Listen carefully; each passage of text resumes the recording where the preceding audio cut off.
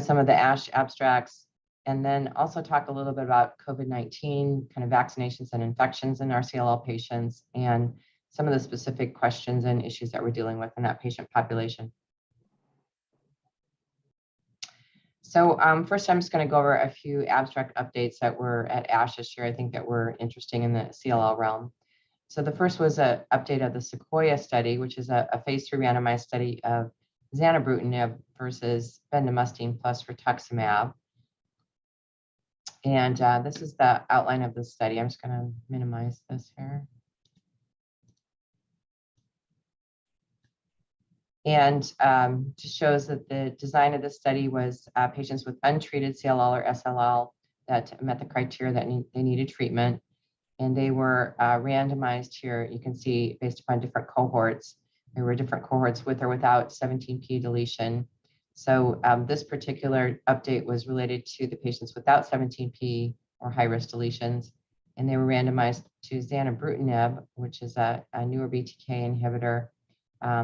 And they were versus arm B, bendamustine plus rituximab. So this update had a further follow-up from a previous presentation and demonstrated there was a superior progression-free survival per IRC assessment to the zanubrutinib arm as compared to bendamustine and rituxan. So this is in the non-17p deleted group. And you can see it's quite significant at this follow-up. 24 months, there was a very large difference in PFS between those two groups. Well, as many of our studies, of course, were short follow-up in CLL, there was no difference in overall survival as those patients could go on to get additional treatment that were in the BR arm. We'll have to have much longer follow-up to see an overall survival benefit likely. The slide shows some adverse events from the study that I just want to point out. So obviously there are cytopenias, but the cytopenias were higher in the bendamustine rituxan group, definitely in the neutropenia field in grade 3 or more, which much higher in the bendamustine group. The other toxicities that are a little bit different are noted here. Arthralgias were a little bit higher in the zanubrutinib group as compared to the BR group. Atrial fibrillation was actually pretty low and wasn't really different between the BTK inhibitor and the bendamustine group. Bleeding incidence was a little bit higher. It was mostly low grade in the BTK inhibitor group. And you can see that the other toxicities were fairly equivalent between the two groups, including hypertension. So there are some differences, but certainly that toxicity profile was very favorable. The next one I want to go over was the first results of the head-to-head trial of acalabrutinib versus ibrutinib in previously treated CLL, and this was presented by Dr. John Bird. So this was the Elevate relapse refractory study, phase 3 non-inferiority study, so it has a little bit different design. And you can see the key, this was over 500 patients, so a very large trial, patients with previously treated CLL. And you can see that these were patients that did have high-risk characteristics, so presence of 17p deletion or deletion 11q, or they had poor performance status. They were stratified by these various aspects, as you can see here, 1-to-1 randomization for acalabrutinib, 100 milligrams BID versus ibrutinib, 420 milligrams daily, which are the standard doses. And you can see the primary endpoint was non-inferiority, and then secondary endpoints were looking mostly at toxicities or transformation. So for the primary endpoint of non-inferiority, you can see that the acalabrutinib is in the light blue here, and ibrutinib is in the darker blue. And the hazard ratio was 1.0, so totally on top of each other with respect to the primary endpoint, progression-free survival. Events of clinical interest that were looked at on this trial, the ones that were a little bit different are noted in red here. So there was a higher incidence of atrial fibrillation, any grade atrial fibrillation in the ibrutinib arm. If you look at grade 3 or higher, there was no difference. Bleeding events also of any grade appeared to be higher in the ibrutinib arm as compared to acalabrutinib. The higher grade was no difference. However, hypertension was definitely also different, increase in the ibrutinib arm. And this one did have a difference with grade 3 or more hypertension, that is in the ibrutinib arm as compared to acalabrutinib. And I would certainly say in clinical practice that is true as well. For pneumonitis, that was a little bit higher any grade, but grade 3 or more was not higher in the ibrutinib arm. So I think with further follow-up, we'll continue to see the differences, of course, in outcomes and toxicity. The hypertension appear in the ibrutinib tends to increase over time. So I think that probably this number is actually going to go up over time.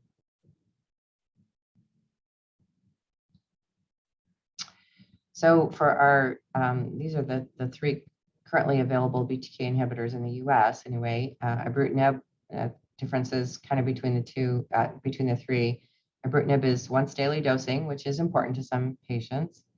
It does have the longest track record and no late safety signals other than this increasing risk of hypertension over time.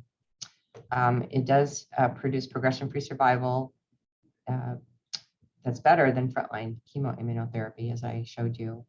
It definitely shows increased hypertension over time. Atrial fibrillation risk is increased. And there's this question of long-term cardiac issues with some of these cardiac events that were in the original trials and subsequent trials.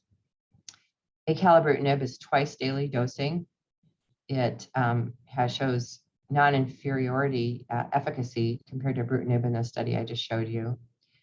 Definitely in that study, as well as I think in clinical practice, shows less atrial fibrillation, less hypertension, diarrhea, arthralgias, and contusions, but it does have this one side effect that's a little bit unusual, is headache, which is usually seen fairly early when you start it and can sometimes be abated by caffeine.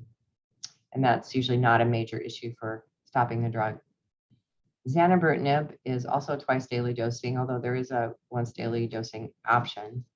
Its efficacy seems to be greater than ibrutinib, but the interim analysis is quite short follow-up, and so definitely need to look at that with further follow-up. It also appears in toxicity to have less atrial fibrillation and no real difference in the hypertension aspects. So the bottom 2 definitely have improved safety profiles and toxicity profiles as compared to the original ibrutinib agent. So there were a number of specific questions that I was sent. I thought we could just talk about those specifically. So for first-line treatment, BTK inhibitor versus chemotherapy. So what do I do? So I would say the only patients that I actually use chemoimmunotherapy on for CLL frontline would be if they're under age 60-ish, if they have a good renal function, no TP53 or 17p deletion on FISH, and that they are IGHV mutated. I will consider FCR. Typically don't use bendamustine rituximab as a first-line agent. Use it sometimes at later lines. And the reason for that is that that's really the only patient populations that's been shown to benefit long-term from chemoimmunotherapy. And in the original MD Anderson studies, up to half or 60% of those patients in the original FCR arms are still in long-term disease-free survival past 10 years.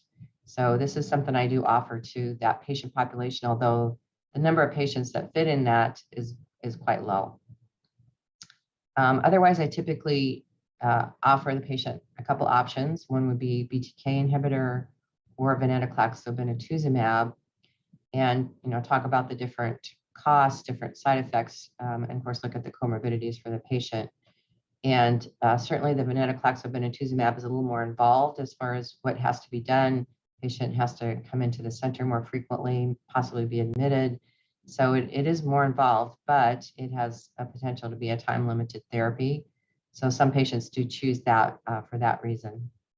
Otherwise, my standard would definitely be a BTK inhibitor, and I tend to do more the newer BTK inhibitors because of the better improvement in toxicity profile. Are there specific contraindications to BTK inhibitors? So anticoagulation, definitely I do not put any patient on a BTK inhibitor if they have to be on warfarin. That just doesn't mix. There were too many increased risks of bleeding in the original studies, and so that's not something that I would ever do. It is okay to have the patient on the oral anticoagulants. That's not a problem. Typically, that's done in quite a few patients because of the age range we're dealing with.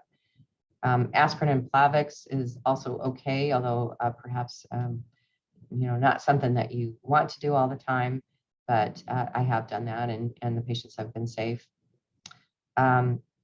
If there's severe life-threatening cardiac issues the patient has, let's say they have ventricular tachycardia history or life-threatening atrial fibrillation that couldn't be under control, then I think about it twice. Certainly, if I'm going to use the ibrutinib, I would definitely go toward the newer BTK inhibitors in that case.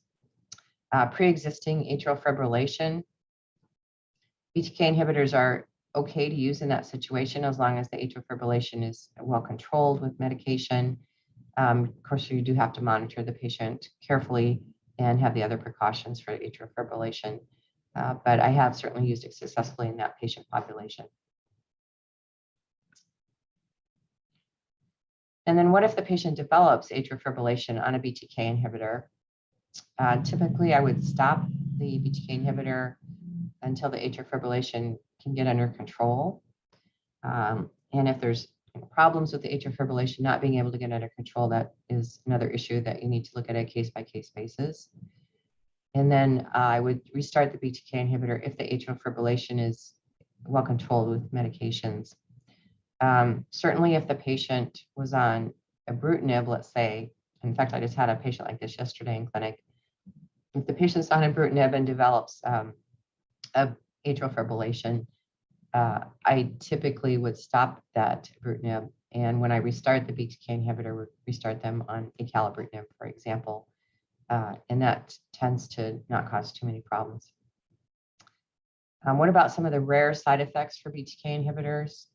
Certainly, the patients are at increased risk for infections because we're getting rid of not only the bad B lymphocytes but also the good ones. And one that is not very common but can happen are molds or fungi. Usually this is only when the patients had very high steroid uses, such as primary CNS lymphoma, where it's been reported the most. But BTK inhibitors do definitely increase risk of infections overall, so you have to be very cognizant of that.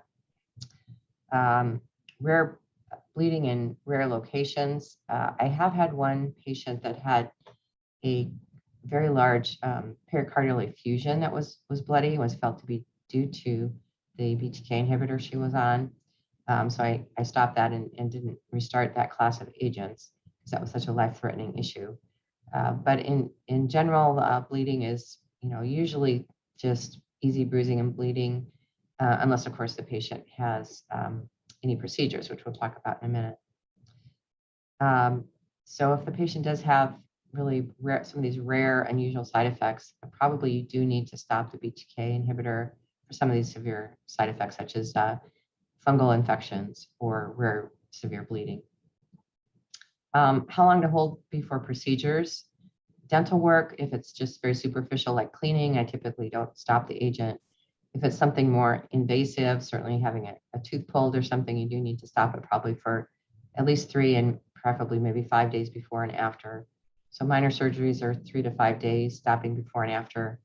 If the patient has major surgery, probably something more like 7 days before and after, or even neurosurgery, they typically want it stopped 10 days before and after that particular type of surgery, since it's such a life-threatening issue.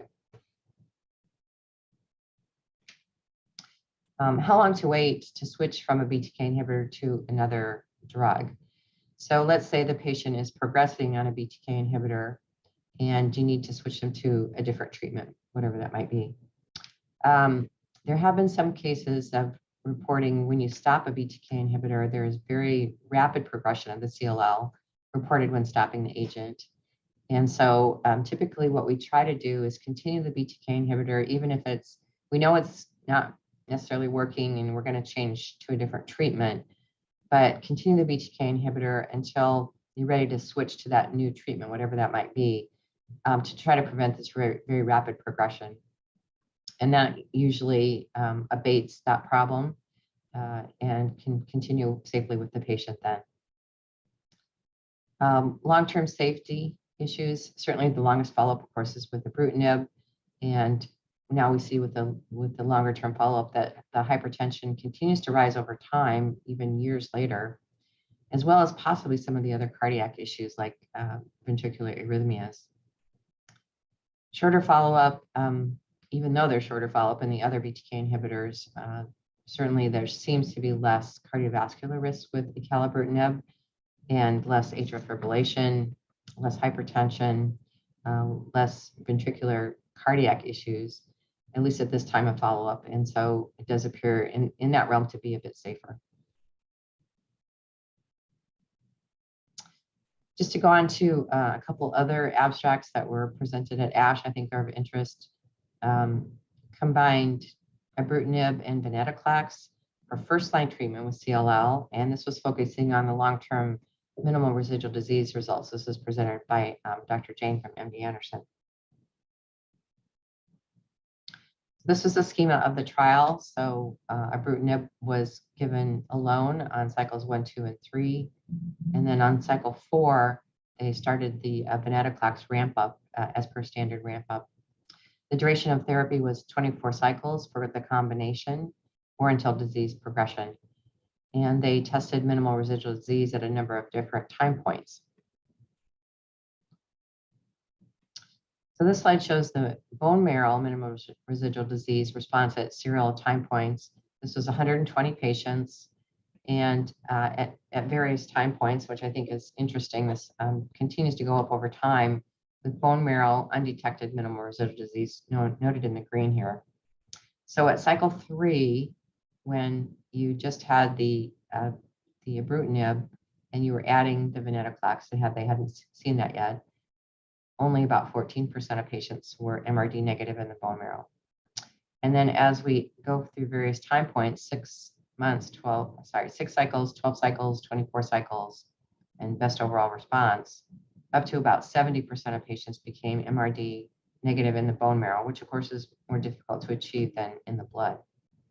So surprisingly, it takes quite a long time for this MRD negativity to go on. So even at 2 years, 70% MRD negative. So I just thought that was an interesting abstract that was presented. Progression-free survival for 120 patients noted here is obviously quite good. And there were 2 patients that did develop Richter's transformation.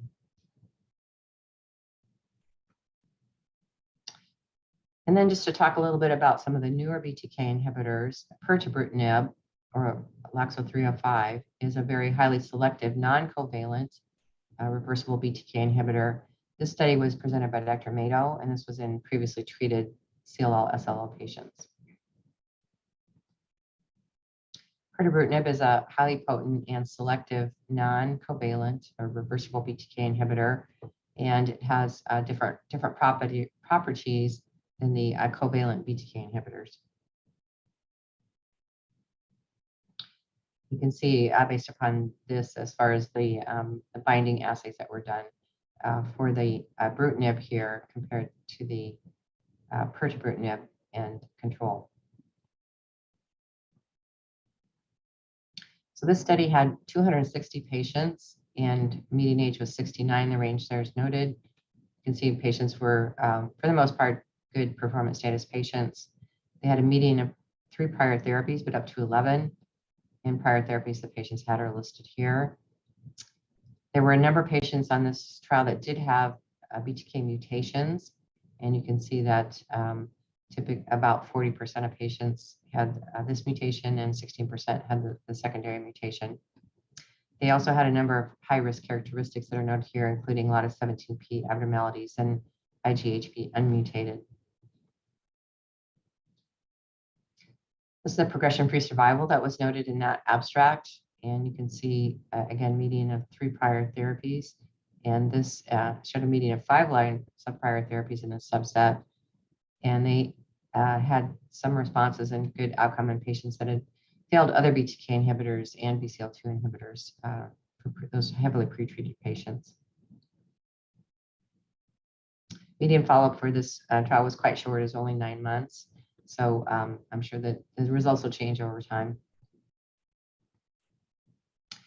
For patients that had the BTK C481 mutation, status of that was not predictive of the outcome. The gray was wild type patients and the blue was mutated patients. So even if they had that mutation, they still did respond to this agent. Safety profile for this agent is also quite good. You can see that most of the toxicity is low grade. They do have some fatigue, certainly diarrhea, some neutropenia. AEs of special interest, such as bruising. You can see here, again, low grade for the most part. Rash, arthralgias, hypertension were all quite low. Atrial fibrillation was also very low. So this agent is pretty well tolerated, similar to the acalabrutinib and zanubrutinib, for example.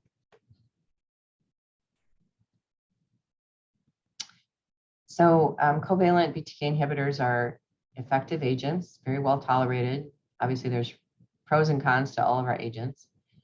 Acalabrutinib and zanubrutinib do appear to be less toxic based upon all these studies and many others I didn't show you, with respect to many of these cardiac toxicities and bleeding issues. Small molecule combinations do produce a very high MRD undetectable rate. It's questionable whether adding antibody intensifies this further. And certainly those are studies that are continuing to be followed. Maybe better sequencing agents than combining agents, or combining them for short times and then sequencing will, lots of new trials that'll be going on in the future to look at that further. The newer non-covalent BTK inhibitors are highly efficacious. They've mostly been tested in patients, of course, that have failed other BTK inhibitors. Quite short follow-up and not a lot of good information on remission duration yet. They do appear to be very well tolerated, similar to acalabrutinib and zanubrutinib, but of course, again, short-term follow-up. They are great options if you can get a clinical trial currently for those patients progressing on a covalent BTK inhibitor. And certainly if there's a clinical trial available, that's something that's a good option for those patients. So some other questions that were posed to me, what about intolerance? What do we do about dose reductions? So for some toxicities, I do try to reduce the dose. For example, arthralgias or cytopenias, I may try to reduce the dose for the patient and see if they can then tolerate the agent. Sometimes you can also go back up on the dose after a while. Headaches with acalabrutinib, it appears that caffeine helps with this. And so I caution the patients about that issue and that side effect. And it does appear to be temporary, and it tends to go away over time. Infections, when to interrupt BTK inhibitors or discontinue them.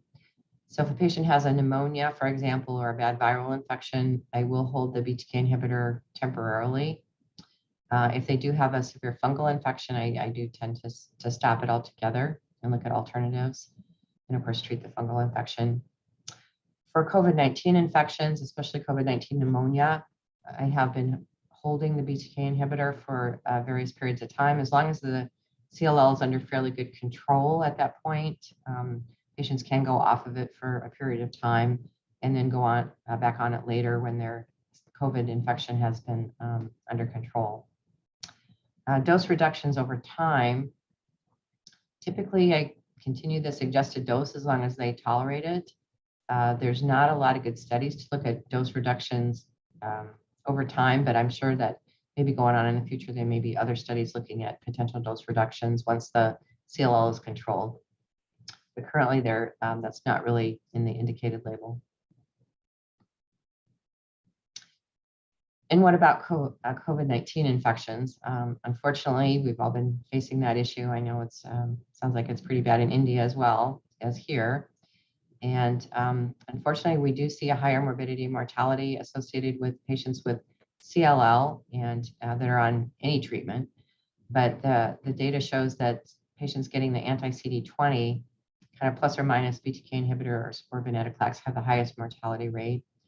And I guess that's not too surprising, because those are the patients that have lost the most B lymphocytes, both CLL B lymphocytes and normal ones, and other means of trying to fight the virus. The efficacy of COVID-19 vaccinations, data definitely shows that anti-CD20, that having that within the last 6 to 12 months has the lowest vaccination response rate. I'll show you some data in a minute with that. In some patients on BTK inhibitors, their response is lower, and they do have lower titers, although it's certainly not as severe as the anti-CD20 patients who received anti-CD20 antibodies. Worst response to COVID vaccinations with an anti-CD20, definitely, and with BTK inhibitors, yes, to some extent. Should we discontinue BTK inhibitors if the patient develops COVID-19? I typically have done that in patients who've had pneumonia or severe infections, just to try to give them a chance for some of their B lymphocytes to recover, and then reinstituted the treatment at a later time when they've recovered from their COVID-19 infection. Just a few slides to show you the antibody responses to the COVID-19 vaccination, unfortunately, is decreased in patients with CLL.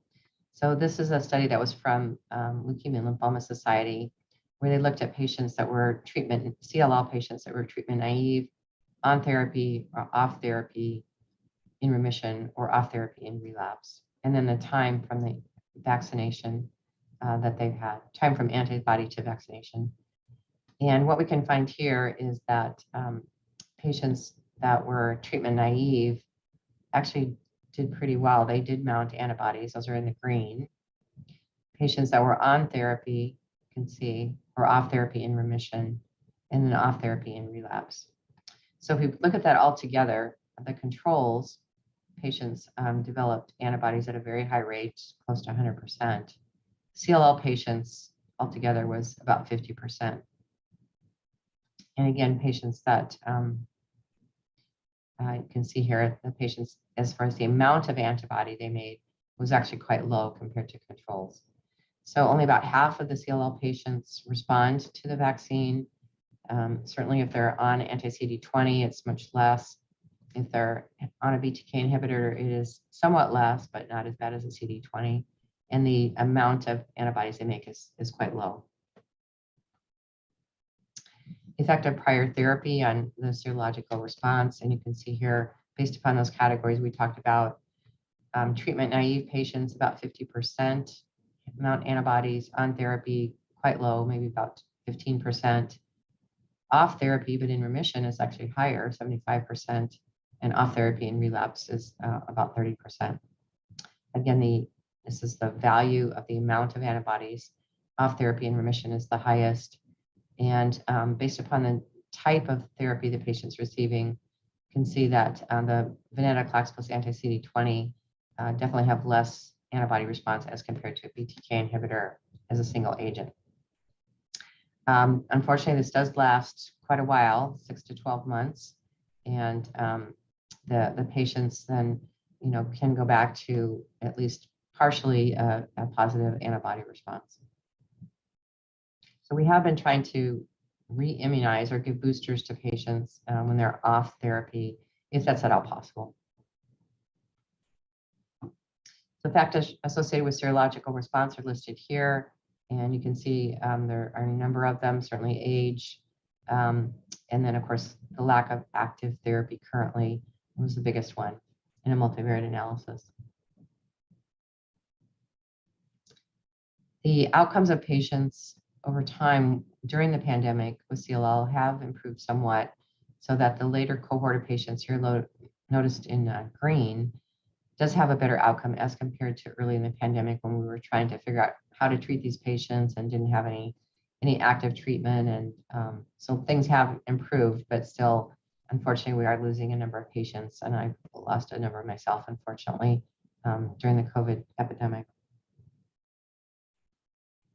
So that's the end of all the questions I was asked, but I'm sure there's plenty of time to ask further questions or cases perhaps that people want to propose, and I would be very happy to answer those. Thank you. Thank you very much for that a very detailed talk and very practical one. You covered almost all the questions, or rather all the questions that we had posed, and then some more have come to our mind. So we will try and cover those also. So I would like to invite all the panelists now. And Kalpesh, if you can share that screen.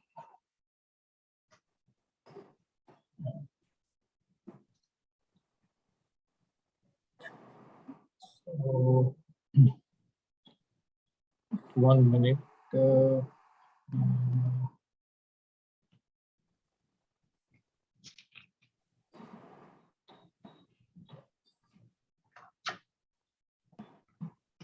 all the panelists are available. So let me start with the questions. First question is deletion 17p TP53 mutation. This is the second question. Sorry, can you go back one slide? Yeah. So first line treatment choice for non-deletion 17p. BTK inhibitors for FCR or BR or chlorambucil based or other, and why in considering the Indian setting. So apart from the science, what you do in your practice as a first line choice? If anyone wants to take this up. Can I speak, Chirag? Yes, so what yes. we do in the non-deletion 17p at our center is like, the finite treatment, and the choice is BR, those who are, fit at least. So they get BR, or very elderly people, they get chlorambucil even when we are not looking cure. So because the ibrutinib, once you start, they will be, lifelong and very difficult to give this. So we follow the BR and chlorambucil in very elderly people. Right. So you do give the choice of BTK inhibitors, I suppose. Absolutely, absolutely. So today is the date we ask them, everybody, those who are eligible, that oral treatment is there and they can continue with the better, the long-term disease-free survival, overall survival, everything will be better with the BTK inhibitor. But majority of time, the finite treatment, the BR is probably score over the ibrutinib. Dr. Chirag, Yes, Dr. Rajan. Yeah. First of all, very nice lecture. Again, I feel that younger patients, when we decide we are using FCR over BR, BR somehow we are not using for anyone, because elderly we go in for BTK inhibitors.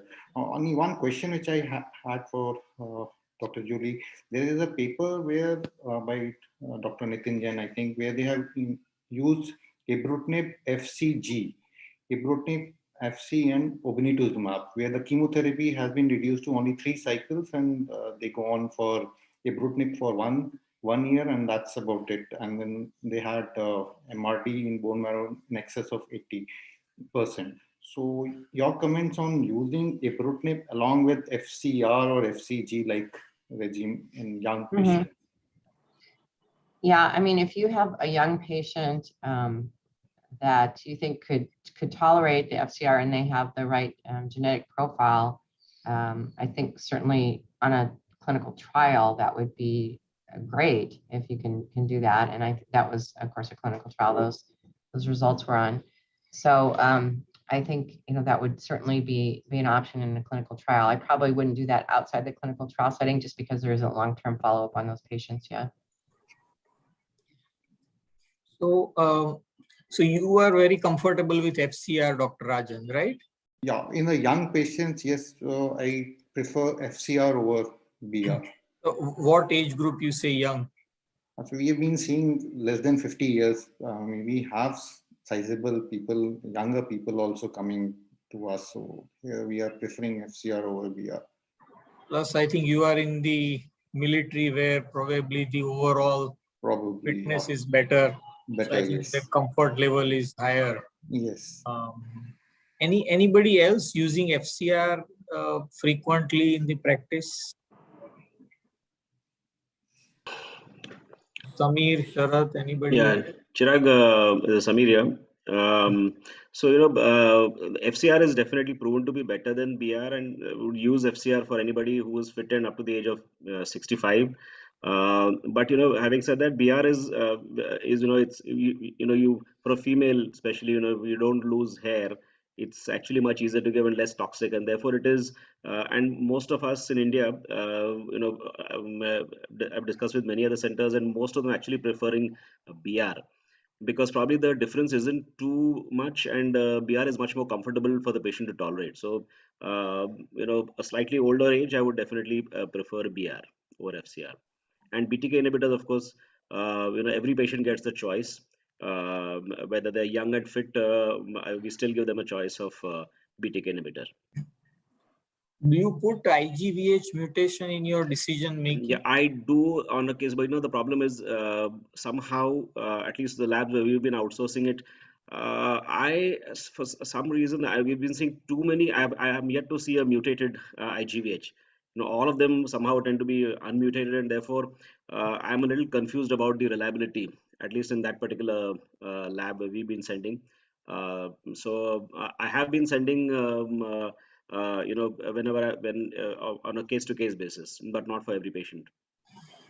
So, I mean, personally, we have had fair number of mutated IGVH mutation, more than 2%. So I suppose just a different experience. Yeah, I think so. Anybody else? Dr. Pankaj Malhotra, about this FCR comfort level? No, we don't use FCR. Either we use BR or we use BTK inhibitors.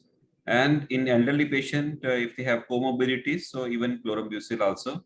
In our experience, which we have published from our center, if you're using chlorambucil either alone or prednisolone, the PFS is approximately 2.5 years to 3 years. So somebody who is 75 or 76 years with comorbidities, we are comfortable using chlorambucil, prednisolone, or chlorambucil alone in that patient. Thank you. That's a very fair point. Very practical. Thank you for that. If there are no other comments on this, I'll go to the next question. Anybody else has a comment on first line? So Chirag, just to add to that, we've done some FCR light in the past, clearly because of the toxicity of FCR. But slowly, I think we moved away even from that routinely now to BR. And clearly, we've been pushing for the IGVH mutation upfront now, so that will help you to take that call a little easier, at least, whatever we've been sending to MedGenome, I think we've been getting both mutated and unmutated, seems to be okay. So that's kind of helping. But clearly, I think most have moved towards BR or the BTK inhibitor there. Very interesting. Yeah. So IGVH mutation, if the patient has unmutated IGHV as per the literature, there is no advantage of using FCR or BR. And on the other hand, we can say that it allows us a finite therapy. So we can do 6 months of BR even in the unmutated, and that is compared to a infinite ibrutinib or any BTK inhibitor. But increasingly, the patients want oral, easier tablet options, non-chemotherapy, and there is a wide spectrum of people with different choices. Now, what about deletion 17p or TP53 mutation positive? What is the first choice in these patients? And if they are not fitting the criteria to start treatment otherwise, then what do you do? So maybe Dr. Shilpa? Hi, good evening, everyone. Yeah, for the 17P deleted, first of all, they have to fit the criteria of starting treatment. So if at early stage they have just been diagnosed as having 17P, I don't think so we'll jump to start any treatment. They have to fit the criteria according to the guidelines, whether or not they need the treatment. And when it comes to the point they need the treatment, I think across all age groups, BTK inhibitor would be our first choice of treatment. And that choice of which BTK inhibitor to use, since we've got the two options right now here, it would depend on the side effect profile and the risk profile of the patient. Vast majority would opt for ibrutinib. But however, if there are strong contraindications, then acalabrutinib would be offered to them if they can afford to take it, of course. Any comments from Dr. Vose in any of the first line options, the both deletion 17P or non-deletion 17P so far? Yeah. So for the non-deletion 17P, as I said, we would choose FCR just in a very small number of patients that met a criteria for that. And I honestly can't remember the last time I used it. There aren't very many patients that meet that criteria. Certainly for the deletion 17P, then I typically do offer them their option of the venetoclax, obinutuzumab, or a BTK inhibitor. And various patients choose different things for different reasons. I don't usually use chemotherapy in those patients. So, I mean, as far as I understand, very rarely in India, anybody has used venetoclax obinutuzumab protocol. How frequent is that? I mean, out of 100 patients who are in this category, how many would go into that protocol there? More, I would say in the last year, there's actually more and more patients who do choose that as an option. And the reason they choose that is because it's a time limited option. Of course, chemotherapy is too, but if you have a 17P deletion, chemotherapy is not a very good option. So it is quite a bit more involved in when you have to take care of the patient and they have to come in, frequently. They sometimes have to be hospitalized for tumor lysis issues. So it's not the easiest treatment to give. But it is being done more and more, so it's getting popular. It is being done more and more in the US. Yeah. Anybody from my Indian colleagues have used this? We have used venetoclax, obinutuzumab. We have used venetoclax with rituximab in a patient who had CA prostate and had cardiac issues. He had 2 times. He had underlying cardiac disease and he had a cardiac arrest, which he survived when we put the patient on ibrutinib. So then it was a tough decision to whether to give acalabrutinib or not. But then, finally the decision was taken to give venetoclax. He could not afford obinutuzumab, but so we are giving venetoclax with rituximab therapy to that patient. But it is quite tough because as soon as we gave 20 milligram of venetoclax, his counts from something like 300,000 just dropped to 6,000 in in a week's time. So it was very, very. Be very cautious in starting venetoclax in patients who have very high counts. Just with 20 milligram. Yeah. Yeah. Thank you. I think that's very important input. Now,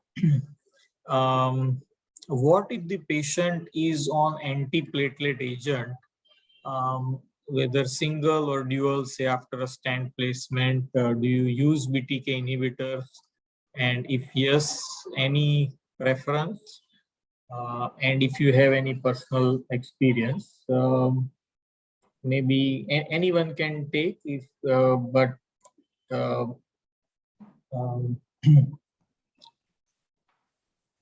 Yeah, Chirag, if I may start.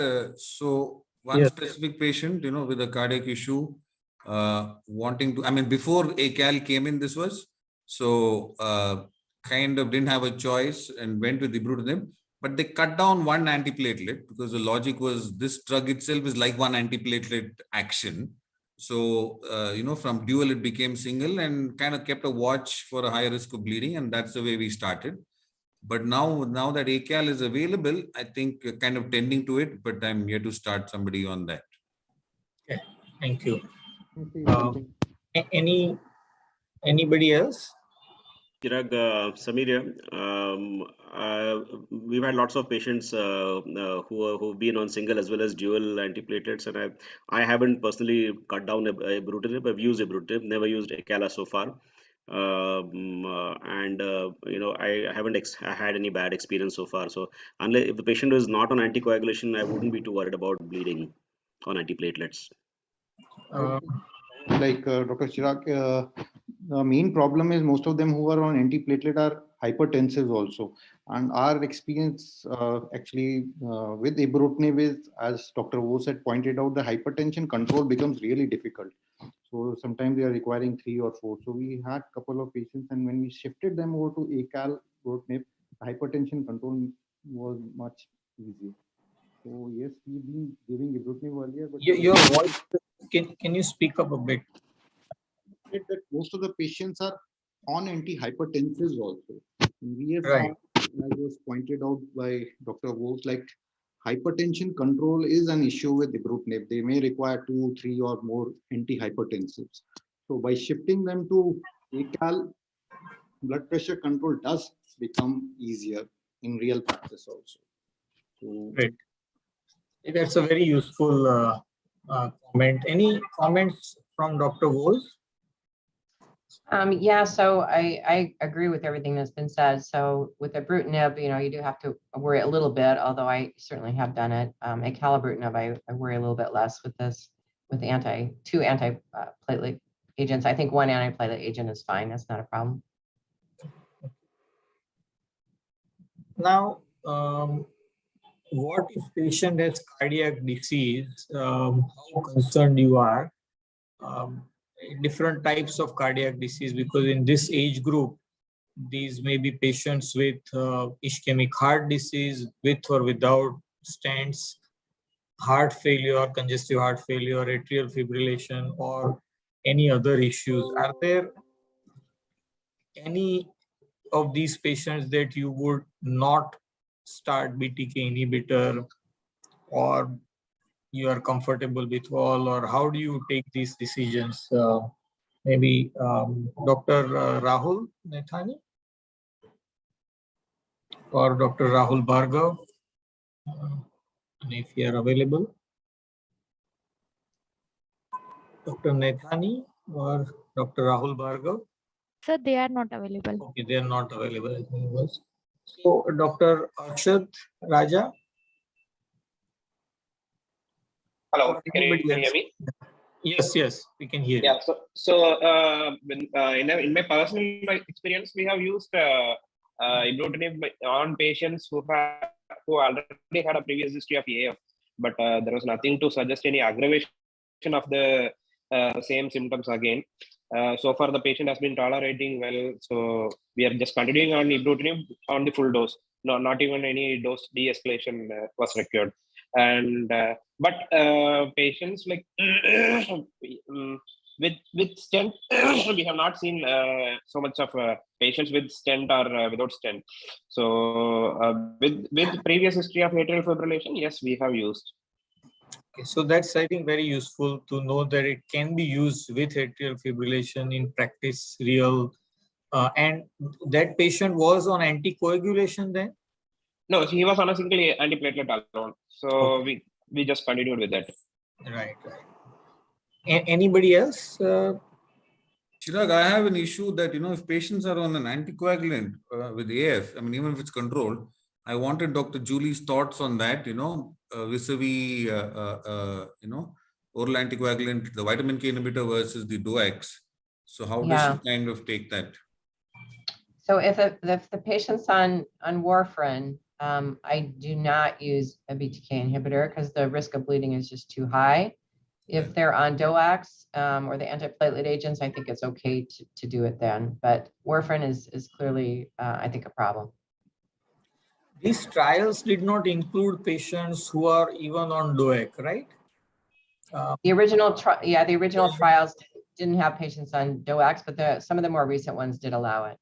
Okay, so that's great. So that's clearly a very useful thing to know, that we can switch them to DOAC from WARF and then use BTK inhibitors if required, because especially if second, third line or deletion 17p, there is very, very limited choice and where we have to take this decision. You mentioned that some cardiac diseases you would not. I mean, say heart failure, would you use this drug? I'm not so much worried about heart failure, but the patients I get worried about are if they have a lot of ventricular arrhythmias, because if you push those patients over just a little bit, then they're in big trouble. And there have been lots of cardiac issues with ibrutinib noted in long-term follow-up, not a lot, but some, and sudden cardiac deaths even. So those are the patients that I worry about the most, would be the really severe ventricular arrhythmias. So just low ejection fraction is not a contraindication for you? No. Okay. Because probably my first patient on ibrutinib also had a sudden death within about 2 months, and I don't know what happened. It could be any of these elderly lady. But you don't check for anything specifically, anything on the ECG that you feel that would tell you not to do this, or? No, it's more in the patient's history usually that I look at.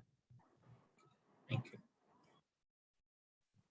So I think we have discussed this already, that atrial fibrillation patients, many of them would require anticoagulation, but if it is warfarin, you would not recommend, but on a newer anticoagulant, it is possible to use this drug. Yes. Now, would you start or have started any patient who is on anticoagulation and BTK inhibitor? So I think in a way we have discussed this already. What about drug interactions with BTK inhibitors? There is a lot of interactions. So if anyone wants to take this,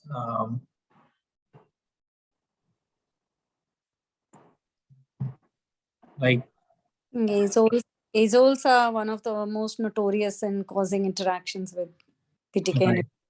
We have to be very careful with them. What do you do? I mean, you continue, those reduce, what should be done? Any? If they've had a previous fungal infection, then yes, we'll have to continue and monitor carefully for, if they're getting any toxicity. But if not, I overall try to avoid azoles with BTK inhibitors.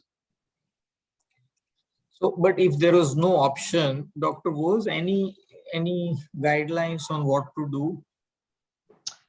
Yeah, if there's no option and you need to continue it, you just do need to dose reduce if the patient's on azoles, and that's pretty well outlined in the package insert. Right. And in the lexicomp also it says you reduce to 280 milligram. Right. Okay.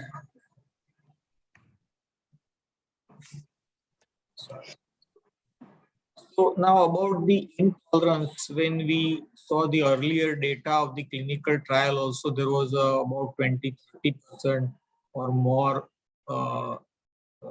discontinuation rate for ibrutinib and probably about 10% for acalabrutinib.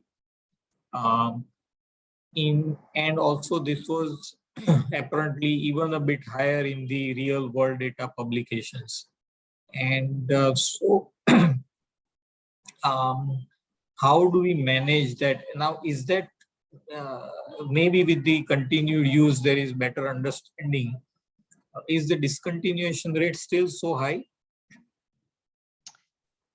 So I would say in the real world that discontinuation for ibrutinib is higher than for the others.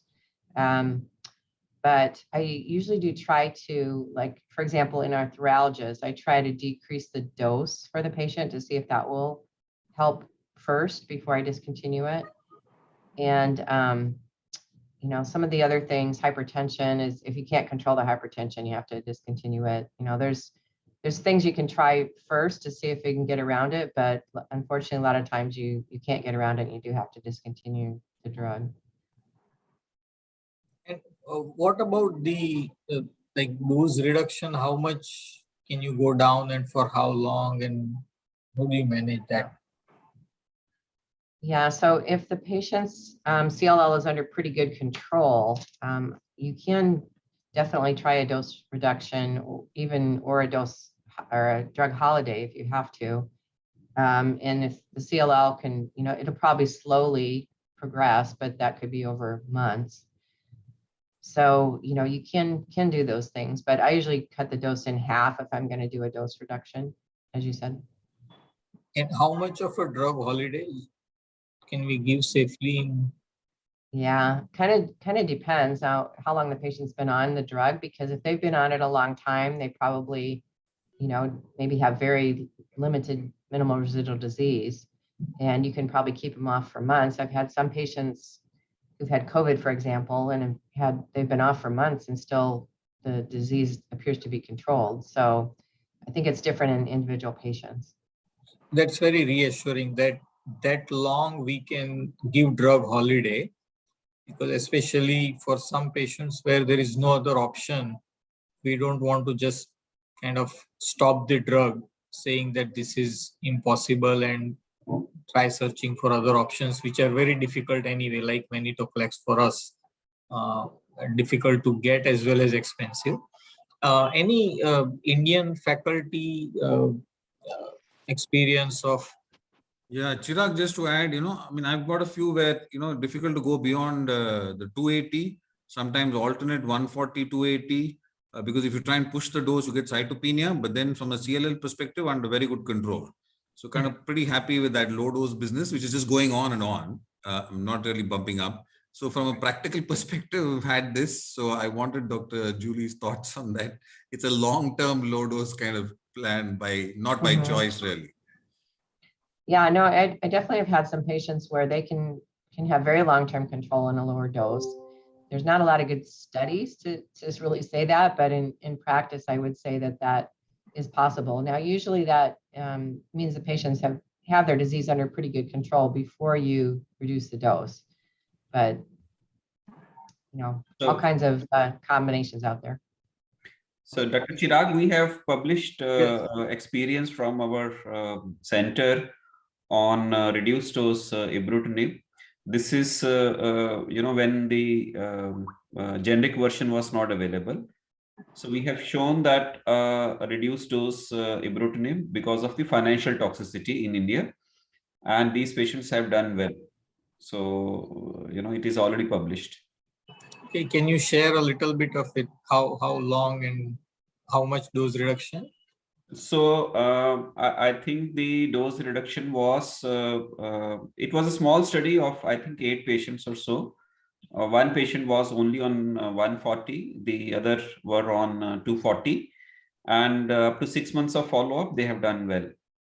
Great, thank you. Other thing, Dr. Chirag, was... Yes, Dr. Rajan. Even prior to COVID, a little bit louder, please. Yeah, I think even prior to COVID, the major issue which we faced was pneumonitis, pneumonia, higher rate of pneumonia. We still can't hear you well. Can you hear me now? Yes, yeah. Better. So even prior to COVID, one problem which we faced with the ibrutinib was higher incidence of pneumonia, community-acquired pneumonia, and in fact we had 2-3 patients with reactivation of tuberculosis. So I just would like panelists, especially from India, whether they had an experience of reactivation of tuberculosis with BTK inhibitors, because I've had a couple of cases, so we have to be on watch for that. Yes, very important question. Yes, anyone would like to answer that? So I've had 2 patients who had tuberculosis reactivation and had to stop ibrutinib. I think one question.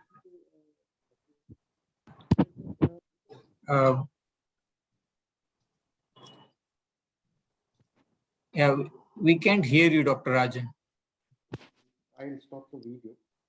Yeah, I just wanted to know, ibrutinib was one of the drugs which was repurposed for COVID-19. Dr. Rajan, sorry, it's, I think, still not very clear, but let me have somebody try to answer this question about tuberculosis reactivation. Any experience from anybody, Dr. Sharad, Pankaj, Samir, Dr. Shilpa? We haven't had that.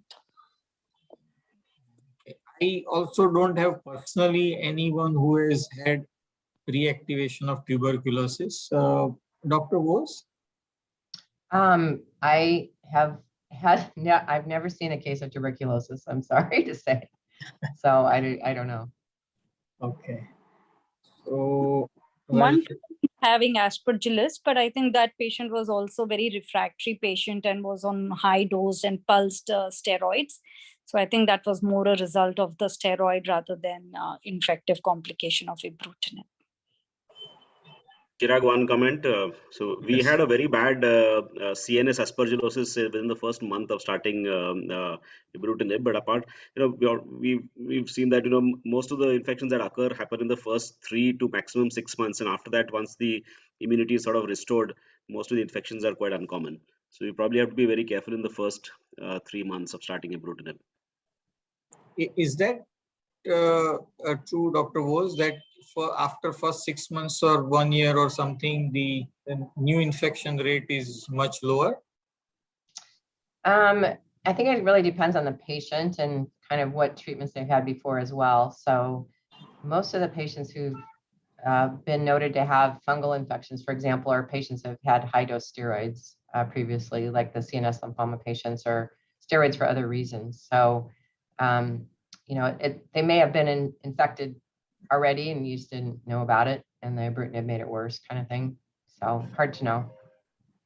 I think that's a very important message from multiple speakers here, that steroids add to a lot of infections, and that we should avoid using steroids unnecessarily in CLL, because in most of the regimen, it practically does not add anything, like with chlorambucil or with any other options. And unless, if somebody wants to give it for a very quick reduction of WBC for one first month or so, but that should not be continued very long. That leads to much more issues, and most of the patients, in fact, don't need that. Now, for the procedures, Dr. Vose has, I think, very clearly mentioned that what to be done, how long we should stop before and after the procedure. So I would not ask that again, but if there is anybody has any question or comments on this minor, major procedure, dental procedures, if any concerns, questions. Okay. So if not, we'll go to the next question. So next was about the infection, which has been discussed fairly well as to what will you do if there is an infection. So if there is a bad infection, it is supposed to be stopped for time being, and then you restart when that patient is fairly well from the infection. Now, COVID infection and ibrutinib, again, also you stop and you restart. Any specific time frame after COVID to restart, Dr. Bose? It really is patient dependent how sick they are. If they get very ill, I've had patients off for months. If it's a milder case, then I maybe would stop it for 2 weeks or something. So just depends on the patient. So most of the patients 2 weeks is okay, unless somebody is having a very lingering symptoms for longer term. Okay. Yes. And you mentioned that if it's a serious type of fungal infection or other atypical infection, you would most likely discontinue the drug and go to the alternatives. Yes. Is anybody using any prophylactic antimicrobials for these patients? Dr. Rajan mentioned that there's a significant number of community-acquired pneumonia he saw, and that's a documented risk in, and Dr. Samir said first few months. So any first few months or longer, any antimicrobial prophylaxis? Mm, Uh, I Yes, use Dr. Shri. I use acyclovir and Septran at least initially. And, again, right in the first 3 to 6 months when their counts have normalized and, they've not had major infections, I gradually kind of taper it off and stop. But I do use it upfront, to try and avoid any infection so that they can have the ibrutinib, uninterrupted. I think my voice is not. Am I audible? Yes, you are audible now. Yes. Okay. So one of the question was that ibrutinib was one of the drugs which was repurposed for COVID treatment as such, even to non-CLL patient. So does it make sense, say, COVID without pneumonia to stop ibrutinib? Because this is a drug which was probably used for COVID infection initially, at least. The studies did not really demonstrate there was a benefit for BTK inhibitors for COVID. So those were negative studies. Very, very early data of few patients was positive, but afterwards it was not turned out to be positive. Should we stop it in that case? Means it was not a negative data. Means I'm saying a CLL patient detected to be COVID positive for whatever reason, doing well on ibrutinib. Should we stop if there is no pneumonia? If it's a very mild case and the patient doesn't have a bad pneumonia or ill, I don't think you need to stop it. I've just mostly stopped it in the patients who get very ill. So I suppose hospitalized patients you would stop, home care you would not, something like that. That's fair. Dr. Samir, you had some comment. Yeah, I too have been using acyclovir and Septran prophylaxis for the first 6 months, and all patients are vaccinated for pneumococcus as soon as they've been diagnosed to have CLL, even before the treatment is started. So that's what I prefer. I don't know whether this is justified, but I just thought that it may be appropriate to treat them for the first 6 months with acyclovir. Some question from the audience. What should be the frequency between 2 doses of COVID vaccine in CLL patients who are on treatment? Dr. Bose, please. Yeah, so I have done just the standard dosing for the COVID vaccines in those patients, and haven't really altered the way that it's given. And the booster dose also you would give as per the standard, right? Yeah, booster, and then in the US at least they just have approved a 4th dose for immunocompromised patients too. Okay. No change in the policy for that. Can I ask a question here? Yes, Dr. Bose, what do you do if the patient has not developed antibodies after 2 dosages and 1 booster? Yeah, and certainly, there are a number of those patients, unfortunately, and up until recently, there wasn't much to do. Now in the US, they have the new prophylactic antibody that we can give, Evusheld, and we've just started giving that to our patients within the past 2 weeks. And that will have some passive immunity for those patients. So the CLL patients, especially those on treatment, are high on that priority list. This is different from the antibody cocktail, is it? Yes, it's different. It's a prophylactic antibody. It's actually a mixture of 2 antibodies. It's given intramuscularly, and it's provides 6-month passive protection. But the only problem is only one of those antibodies is useful against the Omicron variant, and the other one isn't very useful. What is happening to patients with Omicron? Are they getting sick like Delta or no? Yeah, the regular patients who are not immunocompromised, it's definitely less aggressive, but in the immunocompromised patients, we're seeing just as bad of outcomes, unfortunately. So here now we have the Omicron wave ongoing. So our patient need to know this and be careful, including the treating doctors also, to know Yes. that these patients are at equal risk as Delta. BTK inhibitors and the lymphocytosis increase that happens initially. How do you manage and any concerns with very high counts? Is there a cutoff where you would be concerned about starting BTK inhibitors? Because we see many patients with very, very high counts. So any of my Indian faculty, do you take this as a consideration in starting BTK inhibitors?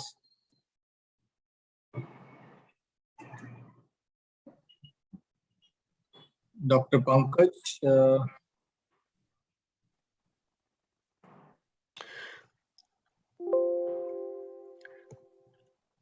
Chirag, I think if there's a patient who's got lymphadenopathy and lymphocytosis, as long as the lymph nodes are sort of regressing very well, then you wouldn't really be worried about the lymphocytosis, I think. But typically, in my experience, it takes about 4 to 6 months for the lymphocytosis to resolve. If it is persisting way beyond that, then I may be a little concerned. but any number where you would be concerned starting, because say if patient has a 250,000 count and you are starting ibrutinib or acalabrutinib and you are worried that this will go up further. Yeah, I'm not worried at all. You're I not don't worried think- at all. no. There have been data about some leukostasis, TIAs, other things with very high counts. Anybody has concern? No, Or you would do? typically, Yes. typically with the CLL types of lymphocytes, they aren't sticky like the blasts, and so they usually don't cause that problem. So any number, you don't add anything to say earlier reduce the count or anything. Yeah, I might do a short course of steroids if somebody that has a really high white count, but really you don't have to worry about that too much. Okay. I think so now I think most of the questions have been discussed well. I can I just ask this question Yes, about yes. the second question that you've asked? How long can we wait for the lymphocytosis to resolve? My particular question to Dr. Wolz is basically about acalabrutinib. If we have started it in a patient as the first one, treatment naive patient with lymphadenopathy and lymphocytosis, and has been on treatment for now 6 months, and the lymphocytosis has yet not resolved. It is around the 30,000 mark for the last sort of 2 months. It is not going down any further. The lymph nodes have reduced but not gone away. When do we call these people are treatment refractory, or how long we can wait? Because at each visit she comes and sees unchanged lymphocyte counts and wonders if the treatment's actually working. Sure. In my experience, some of those patients, especially if they started at a very high level, it does take maybe up to a year for the lymphocytosis to resolve. So I probably wouldn't give up just yet. If you're very concerned about it, you could certainly add a few doses of an anti-CD20 antibody, rituximab or something. But in a patient like that, I would probably give them up to a year before I would stop it. Do any change? Okay. Mhm. That's interesting. So you can add the rituximab or obinutuzumab and kind of maintain the control. Okay. There is a question from the audience. What is the ideal sequencing strategy in the management of CLL with BTK inhibitors and BCL2 inhibitors? Sequencing strategy. So, like I said, I usually offer those options up front, one or the other, and help the patient, with what's the best choice for them. And then, of course, if that doesn't work out or they don't want to do it, then offer the other choice. So, in many time points, the patients maybe on BTK inhibitors, either first line or second line is usually what I would use. So no specific sequencing, but it's more of a preference based on their choice, logistics, cost. Choice, logistics, cost, yeah, all those things. Great, thank you. Since we have a few minutes, maybe any in other indications, any difference that we need to, think in terms of their usage, marginal zone lymphoma, Waldenstrom? Sure. So the other types of lymphomas, mantle cell, marginal zone, Waldenstrom's, BTK inhibitors definitely have a really good role there. Waldenstrom's, I usually don't necessarily do rituximab first because of the IgM flare, but sometimes add it later. The response rates in those types of lymphomas are not as good as with CLL, but they're definitely very good treatments for those patients depending on the situation. Refractory diffuse large B-cell, again, a certain percentage of patients do respond to a BTK inhibitor, and so that is something that I would use as an kind of third, fourth, fifth line treatment in some patients, but the response rate is pretty low, unfortunately, in short term. Overall, other considerations are same with regard to the side effects and dosing and all that. I think that, we touched on most things, and they really wouldn't be any different with any of these other types of lymphomas. What if these have cytopenias from the disease, which many of them already have at the onset, either from disease or from the previous treatment? Yeah, so if the cytopenia is from the disease, then I would go ahead with full dose agent. If it's from prior treatments, then you may want to start with a reduced dose. Thank you. That was a very good, exhaustive discussion on the BTK inhibitors. We also have one use. more question Yes. in the chat box. Please. That Yes. patients of CLL with CNS involvement causing loss of vision, optic nerve sheath and CSF is involved, receiving high dose of methotrexate and rituximab. Can ibrutinib be used along with this current therapy? Yeah, so BTK inhibitors do cross the blood-brain barrier, and we certainly do use that in some patients who have CNS involvement with other types of lymphomas too. So that potentially could be an option as long as the toxicity management is there with the other agents.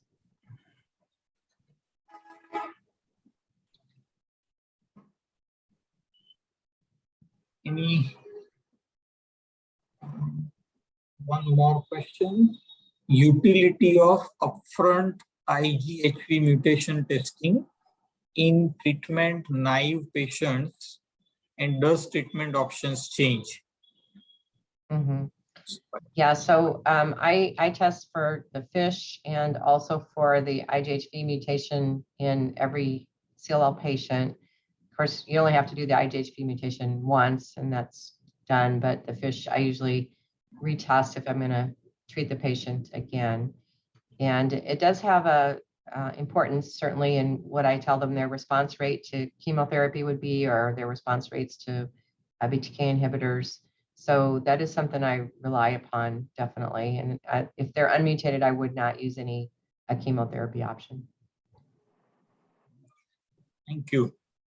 So I think with that, we bring the session to close. I think excellent question answers also, and thank you so much all the panelists for sharing their experience and their questions and the practical insights for Indian audience. Thank you all, and thank you AstraZeneca for arranging this, and the Mumbai Hematology Group. Thank you all. Thank you. Thank you so much. Thank you, Dr. Thank Moore. you. Thank you, Good Dr. day. Chirag. Thank you. Bye. Good night, everyone. Thanks, everyone. Take care. Bye.